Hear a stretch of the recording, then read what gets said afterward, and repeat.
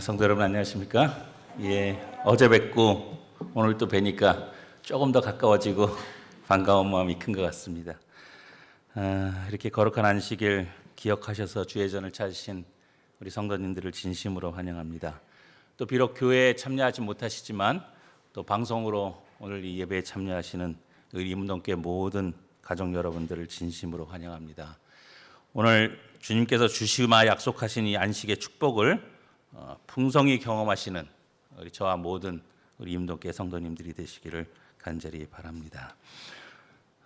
어제 제가 그 종교개혁의 유산과 결산이라는 제목으로 말씀을 좀 드렸고요. 총 주제로는 재림교인으로 살아가기라는 제목으로 좀 말씀을 드리고 있습니다. 정말 이 어려운 시대에 또 정말 마지막 시대에 우리가 재림교인으로서 어떻게 살아가야 되는가, 이 부분은 우리에게 정말 중요한 문제이고 또 우리에게 꼭 필요한 고민해야 될 그런 부분이라고 생각이 돼서 말씀을 좀 준비했습니다. 그래서 어저께는 저희가 종교개혁의 유산과 결산으로 우리 제7일 안식일 예수 재림교회의 뿌리 그리고 우리의 정체성에 대해서 또 우리의 신원에 대해서 함께 좀 공부를 해봤습니다.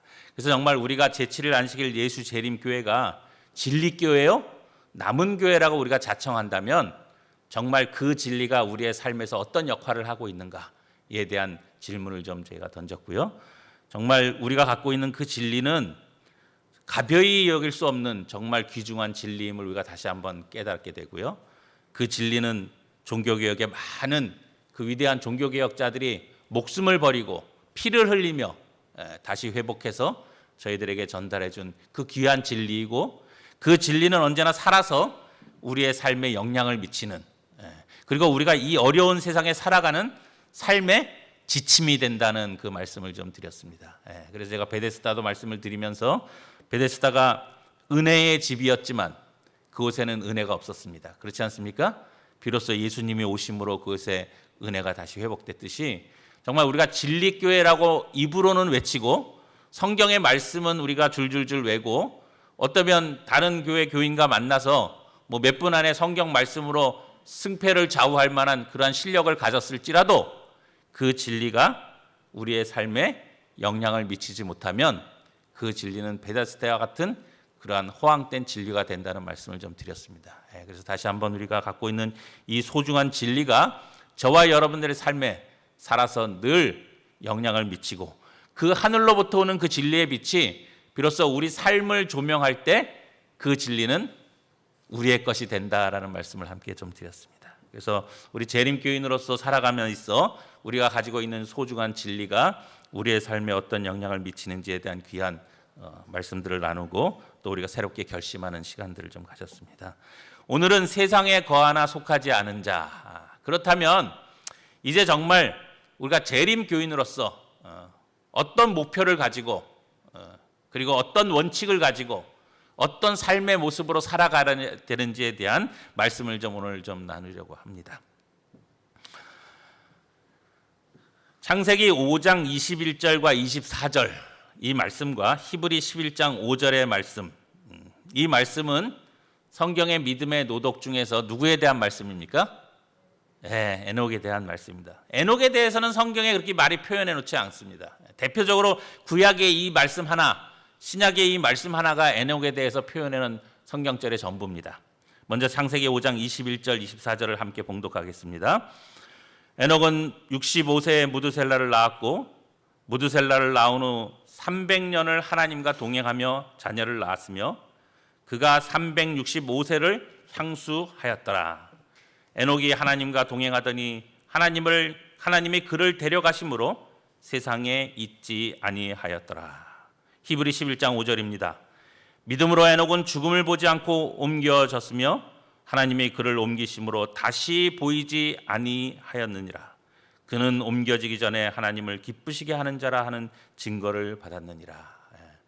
우리가 이 두 말씀만 보면 에녹의 삶이 어떠했는지 한 부분만 이렇게 좀 알 수 있습니다. 에녹의 전체적인 큰 삶의 모습들을 우리가 속속들이 좀 이해하기에는 부족한 말씀이죠.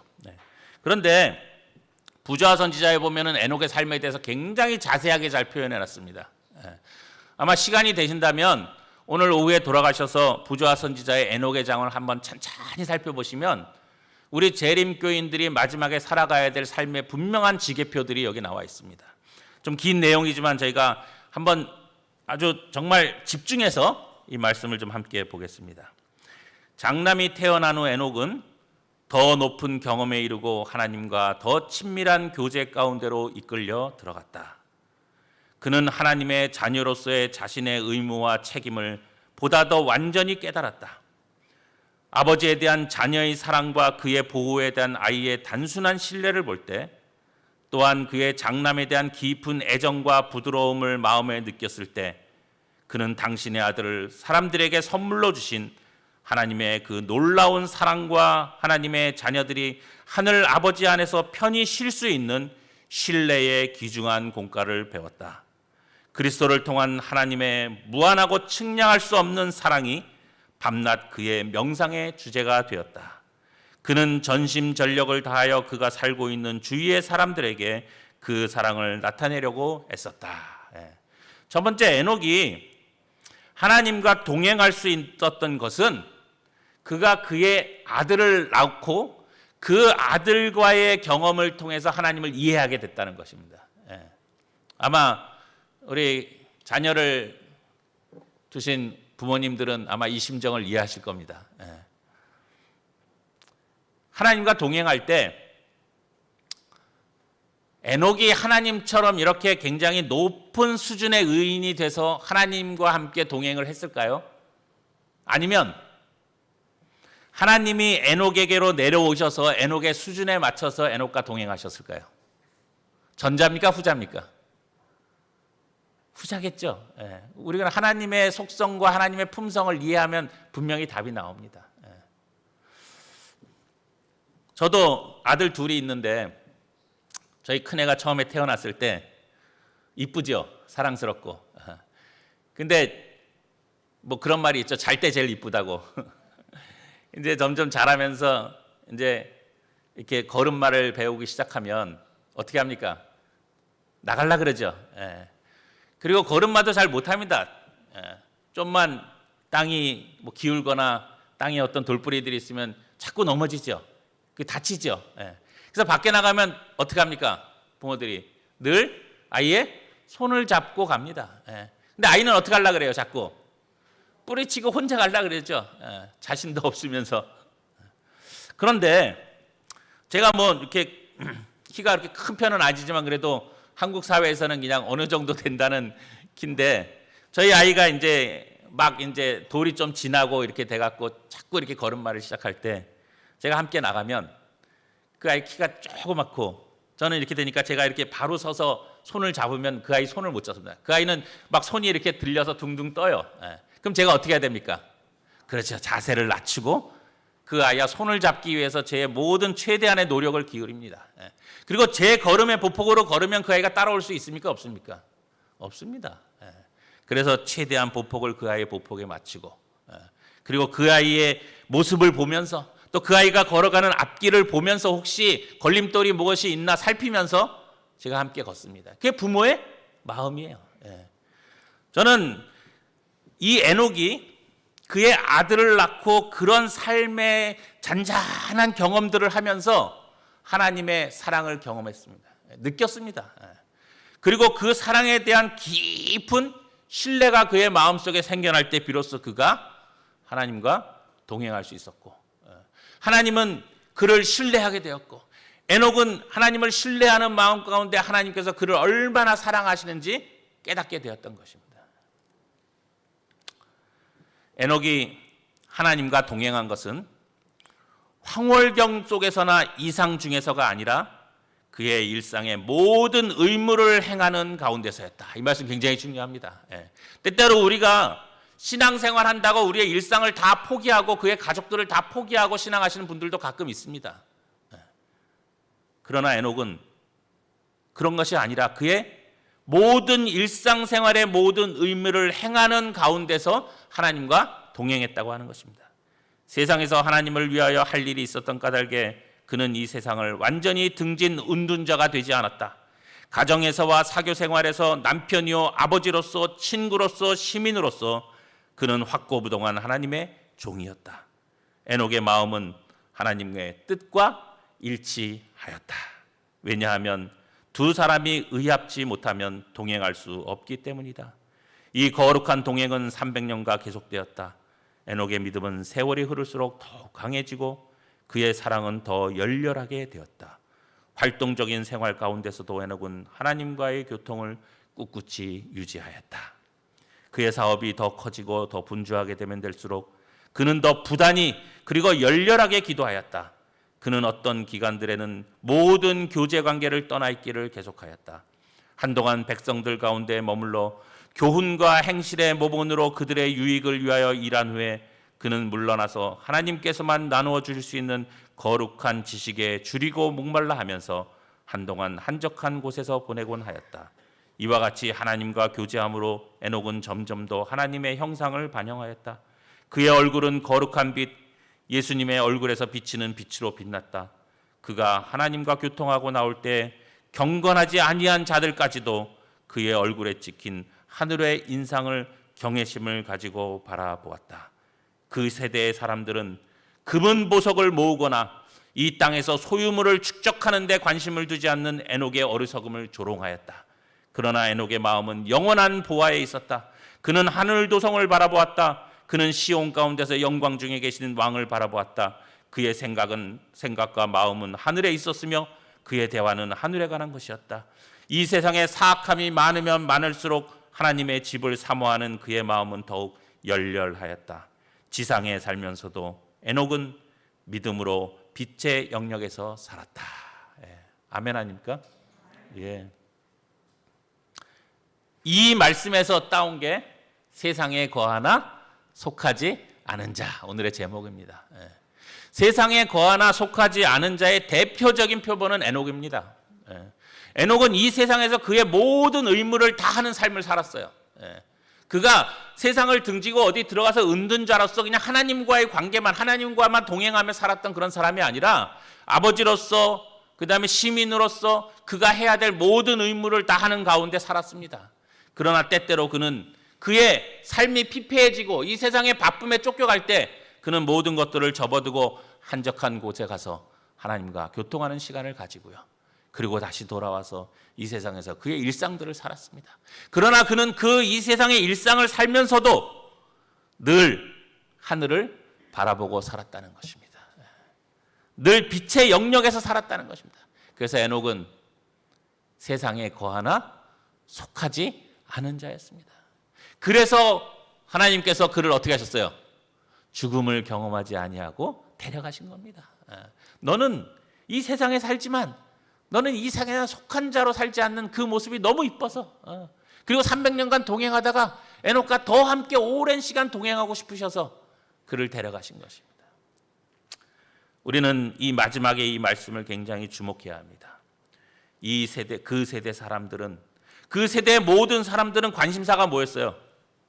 금은 보석을 모으거나 재산을 축적하는 것이나 이 땅에서 소유물을 축적하는 데 관심을 가지고 있었어요. 세상의 모든 사람들이 그런 데 관심을 가지고 있어요. 그러나 에녹은 그러한 데 관심을 가지지 않았어요.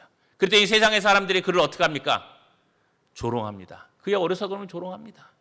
그러나 에녹의 마음은 어디 있었다? 영원한 보화에 있었다. 그리고 그는 이 지상에 살면서도 에녹은 믿음으로 빛의 영역에서 살았던 사람입니다. 이게 이러한 삶의 모습이 누구의 모습이어야 합니까? 오늘날 저와 여러분의 모습이어야 합니다. 이러한 삶의 모습이 재림교인의 모습이어야 합니다. 그래서 누구든지 우리 재림교인을 보면 정말 그의 얼굴에 비쳐서 그의 삶의 모습에서 뭔가 다름을 느껴야 합니다. 이 말씀을 정말 정확하게 정리해 놓은 말씀이 하나 있습니다. 로마서 12장 2절의 말씀입니다. 너희는 이 세대를 뭐하지 말고 본받지 말고 오직 마음을 새롭게 함으로 변화를 받아 하나님의 선하시고 기뻐하시고 온전하신 뜻이 무엇인지 분별하도록 하라. 이 로마서의 이 말씀은 에녹의 삶을 그대로 함축시켜 놓은 하나의 말씀입니다.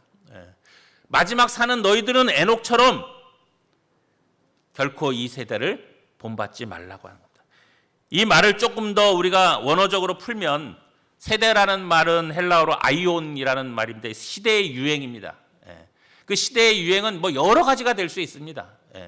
그렇죠? 오늘날 우리가 살고 있는 시대는 정말 유행하는 많은 것들이 있습니다.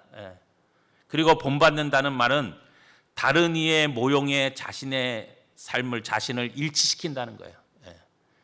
그들을 그대로 따라간다는 겁니다. 그들과 똑같이 되려고 한다는 것이에요. 복음교역자 297페이지에 있는 말씀입니다. 그리스도인들은 이 세상의 외적이며 무상한 유행을 따르지 말고 가장 깊은 내적 본성이 철저하게 변화되어야 한다. 성화는 이 세대에 거룩하지 못한 모든 관습에서 외적으로 분리되는 것과 신자 자신의 내적 변화를 둘 다 포함한다. 신자는 마음을 새롭게 함으로써 하나님이 그에게 하라고 하는 일을 할 수 있다. 그는 이 악한 세대에 제시되는 혼란스러운 많은 행동 노선 중에서 바른 행동을 선택할 수 있도록 일깨움을 받는다. 그는 더 이상 육신의 마음이 아닌 그리스도의 마음을 갖고 있으므로 기꺼이 하나님의 뜻을 행하며 진리를 인지하고 이해할 수 있다. 이게 굉장히 중요한 말씀입니다. 진리를 뭐 하고요? 인지하고 그 다음에 이해할 수 있다. 진리에 대해서 깨닫고 이해한다는 건 뭡니까? 이해하면 그의 삶과 모습이 그렇게 되는 것입니다. 변화되는 것이에요. 이 말씀을 정리하면 이렇습니다. 첫째, 재림교인으로 살아가기 위해서는 첫 번째, 이 세상의 외적이며 무상한 유행을 따르지 말라 합니다. 세상에 많은 사람들이 금은보화를 모르고 소유물을 축적하는데 다 그 유행을 따라간다면 우리 재림교인들은 결코 그래서는 안 된다는 것이죠. 우리에겐 다른 목표와 목적이 있는 것입니다. 두 번째, 가장 깊은 내적 본성이 뭐 해야 된다? 철저하게 변화되어야 한다. 우리의 외적인 모습만이 아니라 내적인 본성이 변화돼서 그 변화된 본성으로 해서 우리의 외적인 모습까지도 변화돼야 된다고 하는 것이죠. 세 번째, 악한 세대에서 바른 행동을 선택한다. 쉽습니까? 어렵습니까? 어렵습니다. 세상이 다 악해질지언정, 세상에 다 옳고 그름이 다 무너질지언정 재림교인들은 그 속에서 바른 행동을 선택해야 한다는 것입니다. 이게 얼마나 어려운지 제가 좀 말씀을 또 드리겠습니다. 육신의 마음이 아닌 누구의 마음을 갖는다? 그리스도인의 마음을 갖는다. 다섯 번째, 하나님의 뜻을 행하며 진리를 인지하고 이해한다. 이게 재림교인으로 살아가기 위한 5가지의 행동 규령입니다. 이 세상의 외적이며 무상한 유행을 따르지 않는 삶, 가장 깊은 내적 본성이 철저히 변화되는 삶, 악한 세대에서 바른 행동을 선택할 수 있는 삶, 육신의 마음이 아닌 그리스도의 마음을 갖는 삶, 하나님의 뜻을 행하며 진리를 이해하고 인지하고 이해하는 삶, 바로 이러한 삶이 저와 여러분의 삶이 되어야 함을 이 시간 꼭 기억하게 되시기를 간절히 바랍니다. 사진을 좀 한 장 보여드리겠습니다. 무슨 사진입니까? 아마 여기 계신 우리 분들은 사진을 딱 보시면 기억을 하실 것 같은데 한 장을 더 보여드리면 예, 2003년도에 있었던 대구 지하철 화재 사건입니다. 보시는 이 사진은 화재로 전소된 지하철의 모습이고요. 저쪽에 승객들이 앉아있는 저 모습은 막 화재가 시작된 그 모습입니다. 엄청난 인명피해를 냈죠. 근데 저 사진을 보시면 가만히 보시면 까만 연기가 벌써 지하철에 가득 찼습니다. 그렇지 않습니까? 근데 사람들이 어떻게 해요? 저 정도 되면 어떻게 해야 됩니까? 그렇죠. 대피해야죠. 빠져나와야죠. 근데 사람들이 어떻게 하고 있어요? 가만히 앉아 있어요. 구조된 승객이 어떤 증언을 했냐 하면 서로의 눈치를 보느라 객차를 떠나지 못했다. 이런 인터뷰를 했어요. 저 전소된 이 열차는 직접 불이 난 열차가 아닙니다. 더 피해를 많이 봤던 열차는 불이 났던 열차의 그 플랫폼에 같이 들어와서 옆에 섰던 그 열차가 더 피해가 컸어요. 그러니까 그 열차 안에서는 불이 나는 장면을 못 봤습니다. 그런데도 저렇게 연기가 나는데도 사람들이 서로 눈치를 보면서 객차를 떠나지 못했어요. 그래서 연기에 질식하고 사망자들이 많이 났던 사건입니다. 또 하나의 사진을 좀 보여드리겠습니다. 2011년도에 일본에 대단한 쓰나미가 한번 왔지 않습니까? 지진으로. 이게 유리아게 시의 그 모습인데, 항공사진인데요. 유리아게 시에 5,600명이 살고 있었는데 그중에 700명이 사망했습니다. 바다와 인접해 있습니다. 그리고 저쪽 데이잔 운하가 이렇게 있는데요. 제가 다음 사진을 좀 보여드리겠습니다. 아까 그 사진 중에서 이제 위치에 가구들이 많이 있는 곳에 이제 표현된 사진입니다. 저게 파란색으로 표시된 집이 있고, 노란색으로 표시된 집이 있고, 빨간색으로 표시된 집이 있습니다. 파란색으로 표시된 집은 그 집에선 한 명도 피해자가 발생하지 않은 집이고요. 노란색으로 표시된 집은 그 집에서 한 명 이상 피해자가 발생한 집이고요. 빨간색으로 표시된 집은 그 집안에 있던 모든 사람이 다 사망을 한 그런 집입니다. 그런데 바다는 저쪽입니다. 그런데 1지구하고 2지구가 있는데 1지구 쪽으로 쓰나미가 몰리기 시작해서 2지구로 넘어왔는데 1지구에는 빨간색 집들이 있습니까? 없습니까? 없어요. 근데 2지구는 굉장히 많아요. 왜 이렇게 됐느냐? 왜 2지구가 더 1지구보다 온 가족이 다 몰살하는 그러한 피해를 더 입었느냐? 2지구까지 오는 데까지는 지진 발생 후 쓰나미가 오기까지 70분이라고 하는 시간이 있었습니다. 충분히 70분이면 뭐 할 수 있을까요? 대피할 수 있었습니다. 유독 2지구의 사람들의 피해가 컸습니다. 제가 지금 설명드렸듯이 2지구 사람들은 무슨 믿음이 있었냐면 데이잔 운하로 쓰나미가 넘어오지 못할 것이라고 믿었어요. 그래서 대피 명령이 막 발생하고 대피 경보가 발생했음에도 불구하고 그 대피 명령을 무시하는 분위기였습니다. 그리고 이웃집을 보니까 어떻게 하고 있어요? 대피 안 하고 있어요. 그러니까 이웃집도 가만히 있는데 우리도 이러면서 대피하지 않은 이웃들을 보고 이 지구에서는 대피하는 사람들이 적었습니다. 다 집에 그냥 있었어요. 이것을 우리가 뭐라 그러냐면 심리적 동조 현상이라고 합니다. 다른 사람의 모습들을 보면서 그저 나도 그 모습으로 그대로 그냥 나의 어떤 판단과 사실에 근거한 판단이 아니라 그냥 옆 사람도 있으니까 뭐 괜찮겠지 그런 믿음으로 그냥 있었습니다. 결국 그래서 이 지구에 가족의 피해가 많이 있다고 하습니다. 이게 사회 심리학에서는 이걸 뭐라고 얘기하면 동조 현상이라고 얘기합니다. 그러니까 명백한 판단 준거가 있음에도 불구하고 집단의 공동된 행동이나 의견을 추종하게 되는 현상입니다. 이거에 대해서는 미국의 심리학자인 애쉬 박사라는 박사가 굉장히 재밌는 실험을 많이 했어요. 이제 그 영상들이 굉장히 많은데 아마 옛날에 뭐 설교하시는 많은 분들이 그 영상을 사용을 하셨기 때문에 보신 분들이 있을 겁니다.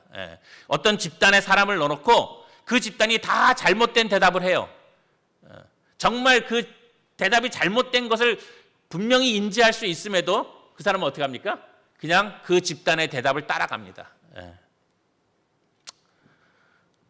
나는 그 상황이 되면 다를 것이라고 다 얘기합니다, 사람들이. 그런데 70%에 가까운 사람들이 그냥 다른 사람들의 의견을 따라가고 그 상황을 끝내버린다고 하는 것이죠.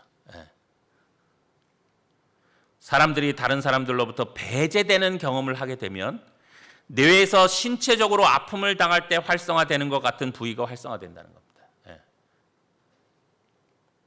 인간은 기본적으로 다른 사람과 관계를 맺고 그 사람들 속에 포함되려는 아주 강력한 동기를 지니고 있습니다. 이게 뭡니까? 인간은 사회적 동물이기 때문에 그래요. 그리고 이런 모습들이 우리 학교에서 왕따나 집단 따돌림의 형태로도 나타나기도 하고요.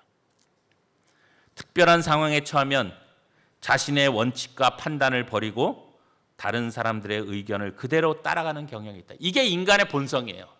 우리의 모든 모습 속엔 이 동조현상의 모습이 있다고 하는 것이죠. 그래서 분명히 나의 원칙과 판단이 있음에도 불구하고 다른 많은 사람들이 그 큰 길로 대세로 가면 어떻게 해요? 그냥 따라간다고 하는 그 모습이에요.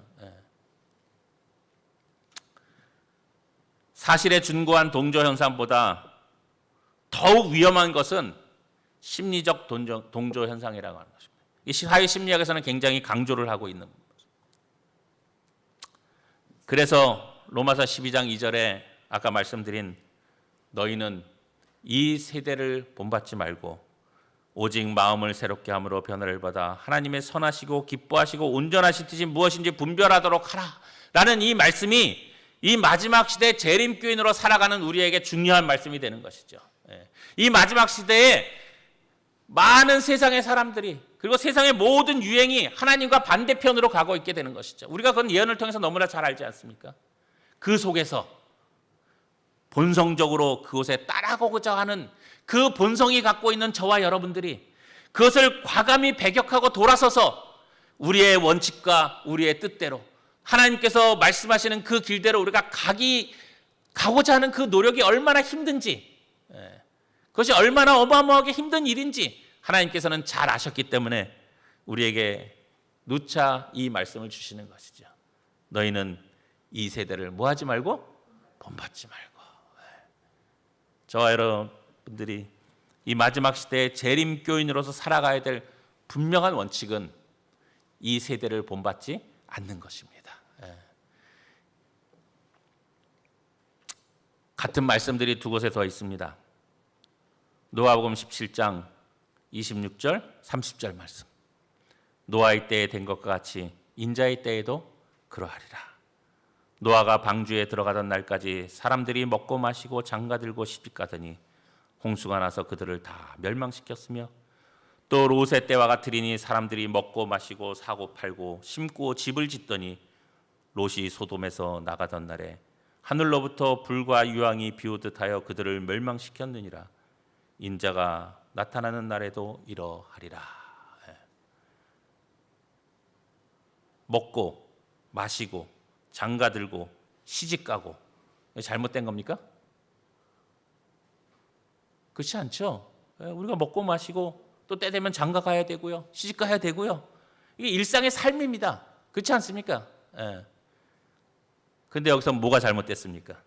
롯의 때와 같으리니 먹고 마시고 사고 팔고 심고 집을 짓더니 이거 잘못된 거 하나도 없습니다. 우리가 살면서 다 필요한 일들이에요. 뭐가 잘못됐습니까? 우리가 이 앞에 말씀을 비춰보면 모든 사람들이 세상적 모든 삶의 유행에 그대로 따라간 겁니다. 목적 없이 흘러간 겁니다. 옆 사람이 이렇게 하니, 옆 사람이 좋은 아파트 이사 가니 우리도 열심히 해서 돈 벌어서 아파트로 가고, 옆 사람이 좋은 어떤 이렇게 자동차를 사고 가구를 사고 뭐 하니 우리도 그냥 돈 벌어서 그거 사고, 모든 사람들이 목적 없이 그 유행대로 따라간 것이에요.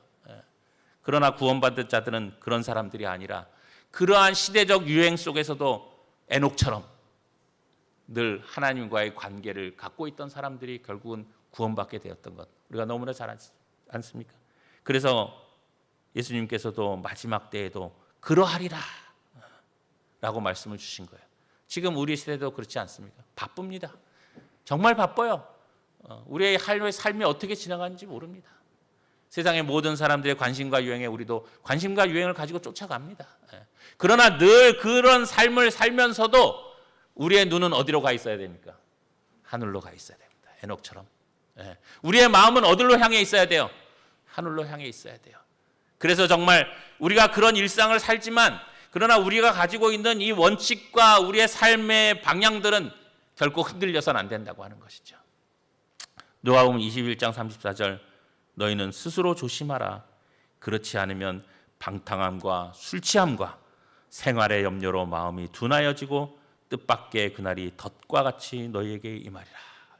저는 이 말씀이 굉장히 저희 마음속에 큰 짓누르는 말씀 중에 하나인데, 방탕함과 술 취함 우리가 얼마나 혐오합니까? 그렇지 않습니까? 우리처럼 경건한 재림교인들의 삶에서 방탕함과 술 취함은 있을 수 없는 일입니다. 그런데 방탕함과 술 취함과 생활의 염려가 동급입니다. 여기 보면. 그렇지 않습니까? 우리 생활의 염려 해요, 안 해요? 합니다. 안 할 수 없어요. 여기 이 말씀은 우리의 기본적인 그 모습을 다 이렇게 세상 사람들이 하는 대로, 세상 사람들이 가는 그 길로 그대로 가지 말라는 것이죠. 그렇게 가다 보면, 그렇게 흘러가다 보면 주님 오시는 그날이 덫과 같이 우리에게 임한다라는 경고의 말씀을 주고 있는 것입니다. 재림교인들이 이 마지막 시대를 살면서 우리의 마음속에 꼭 유념해야 될 그러한 말씀임을 기억하게 되시기를 간절히 바랍니다. 다시 한번 에녹의 삶을 보겠습니다. 그 세대 사람들은 금은보석을 모으거나 이 땅에서 소유물을 축적하는데 관심을 두지 않는 에녹의 어리석음을 조롱하였다. 그러나 에녹의 마음은 영원한 보화에 있었다. 그는 하늘 도성을 바라보았다. 그는 시온 가운데서 영광 중에 계신 왕을 바라보았다. 그의 생각과 마음은 하늘에 있었으며 그의 대화는 하늘에 관한 것이었다. 이 세상의 사악함이 많으면 많을수록 하나님의 집을 사모하는 그의 마음은 더욱 열렬하였다. 우리 마지막 절은 우리 다 함께 좀 봉독하시면 좋겠습니다. 지상의 시작. 지상에 살면서도 에녹은 믿음으로 빛의 영역에서 살았다. 오늘 이 말씀을 여러분 마음속에 깊이 새기시고 정말 우리의 삶의 모습이 에녹처럼 이러한 모습들이 되시기를 간절히 바랍니다. 우리가 이 지상에 비록 살고 있지만 그러나 우리는 이 땅에 속하여 살고는 있지만 이 땅에 거하여 살고 있지만 결코 속하지 않은 자들이 될 수 있는 우리 재림교인들이 되시기를 간절히 바랍니다. 제가 어디서 이렇게 자료를 좀 이렇게 보다가 굉장히 제 마음속에 큰 울림을 주는 좀 글귀를 좀 봤습니다. 제목은 이런 재림 신자입니다. 근데 이게 누가 쓰셨는지 잘 모르겠어요. 근데 이런 재림 신자라는 글이 정말 한번 여러분이 찬찬히 음미해서만 보시면 정말 이것이 우리에게 주는 큰 울림들이 있습니다. 그는 늘 조금 부끄러운 듯합니다. 단체 사진의 맨 뒷줄에서 항상 반쯤 얼굴이 가려진 채 서 있는 사람. 그러나 그는 자신의 견해를 밝혀야 할 때 입장이 되면 단아하고 조용히 그리고 조리 있고 깊이 있게 말할 수 있는 지성을 갖춘 사람입니다. 그래서 그 약간의 부끄러움 끼는 수치심 때문이 아니고 섬세한 감성 때문인 사람. 그는 가난하더라도 깨끗하고 단정하며 부유하더라도 검소하고 겸손합니다. 그는 언제나 읽고 배우면서 아는 것의 30%쯤은 남겨두는 사람. 그는 누구에게나 선한 이웃이 되려고 합니다. 타교파 교인을 만나더라도 성급히 성경 구절부터 말하지 않음으로써 하나님의 품위와 가치를 높이는 사람. 그러나 포근히 적시는 그리스도의 사랑과 함께 자신의 믿음을 이야기할 줄 아는 사람. 그럼으로써 그는 진정으로 타인의 영혼의 무게를 인정할 줄 알며 또한 자신의 인격의 중량을 실어서 진리의 대변자가 될 줄 아는 사람. 자신의 신앙을 맑고 깊게 가지며 그리고 스스로는 결코 도달할 수 없는 어떤 완성을 향하여 부단히 성장시켜 나갈 뿐 아니라 자신의 작은 깨달음을 계시나 받은 것처럼 타인에게 목소리를 높이지 않는 사람. 그러나 의심과 냉소적이 아니고 무게 있고 뜨거운 마음으로 불 속을 깊숙이 간직한 더운 체온의 사람. 그는 성경을 머리로 외우기에 앞서서 마음으로 읽을 줄 아는 사람입니다. 그리고 상투적인 기도문을 외우듯 기도하지 않고 날마다 절실한 문제를 진실한 언어로 남몰래 눈물을 훔쳐 닦아가며 기도하는 사람. 그는 교회에서 조용히 자리를 지키고 자기 몫을 감당합니다. 그는 분수에 넘치지도 않고 그러나 결코 인색하지 않은 희생을 표시 없이 슬쩍 바칠 줄 압니다. 그리고 교회 일이란 고집이나 주장으로 하는 게 아니고 부드럽고 화목하게 해야 된다는 것을 아는 사람. 그래서 하나님께서 일하시도록 기꺼이 자리를 비워드리는 사람. 그는 자기 아이를 교회 행사 맨 앞줄에 세우려고 애쓰지 않습니다. 그러나 자녀들에게 믿음과 사랑을 대화로서 깨우쳐 줄 줄 아는 사람. 자기 아내나 남편을 공개적으로 편들지 않고 또 공개적으로 비난하지 않는 사람. 그의 가족들이 언제나 정서적으로 안정된 것은 보이지 않는 양보와 관용의 미덕을 가정 안에서 실천했기 때문인 사람. 그는 신앙의 유행병에 걸리거나 말씀의 패션쇼에 뛰어다니지 않습니다. 하나님의 말씀은 인간의 재간 있는 말솜씨를 초월하고 있으므로 누구를 통해서 설명되든지 그것과 상관없이 무게와 가치를 지닌 것을 그는 알고 있기 때문입니다. 그는 많은 무리들이 모인 부흥의 시간에 뛰어난 믿음의 투사가 된 듯 하다가 혼자의 시간, 외롭고 고통스러운 시간에는 제풀에 넘어지는 믿음의 패잔병이 아닙니다. 그는 하나님의 따스한 위로, 견고한 사랑, 풍부한 은혜, 그리고 강력한 손길에 자신을 온전히 맡기는 사람입니다. 사랑하는 우리 이문덕교회 성도 여러분, 이런 재림신자들이 되십시다. 이런 재림교인들이 되십시다. 그래서 정말 이 세상의 무상한 유행에 따르지 말고 오로지 하나님께서 우리에게 보여주신 그 길을 원칙대로 뚜벅뚜벅 걸어가는, 그래서 주님 오시는 그날 정말 그의 백성들을 호명하실 때 저와 여러분들의 이름들이 호명될 수 있는 우리 모든 성도님들이 되시기를 간절히 바라면서 말씀을 마치겠습니다.